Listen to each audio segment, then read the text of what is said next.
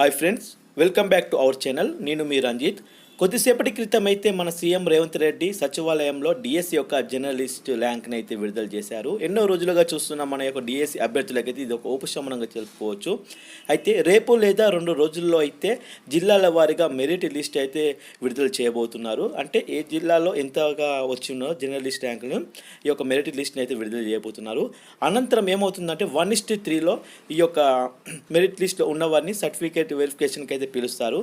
ఆ తదుపరి అక్టోబర్ 9వ తారీఖున అయితే ఈ యొక్క నియమ పత్రాలు అయితే మనకు ఎల్బీ స్టేడియంలో అయితే సీఎం రేవంత్ రెడ్డి చేతుల మీదుగా అయితే ఇవ్వబోతున్నాడు. దసరా కానుకగా అందరికీ సంతోషం నింపాలనే ఉద్దేశంతో దసరాకైతే డిఎస్సి యొక్క అందరూ టీచర్లుగా ఉండాలని, జాబ్లో ఉండాలని సీఎం రేవంత్ రెడ్డి అయితే భావించి అక్టోబర్ 9న అయితే నియామక పత్రాలు అందించాలనే ఉద్దేశంతో ఈ జర్నలిస్ట్ ర్యాంక్ని విడుదల చేసిన తదుపరి ఆయన అయితే మాట్లాడారు.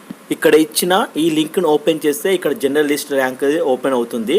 అది ఓపెన్ చేసి మీ యొక్క ఆల్ టికెట్ నెంబర్ ఎంటర్ చేస్తే మీ యొక్క ర్యాంక్ మరియు స్కోర్ అయితే చూపిస్తుంది. మీ యొక్క ర్యాంక్ ఎంత ఉందో చూసుకోగలరు ఫ్రెండ్స్. చూసారు ఫ్రెండ్స్, వీడియో నచ్చితే ఒక లైక్ చేయండి, షేర్ చేయండి, సబ్స్క్రైబ్ చేసుకోవడం మాత్రం మర్చిపోకండి. Thank you friends. జై హింద్.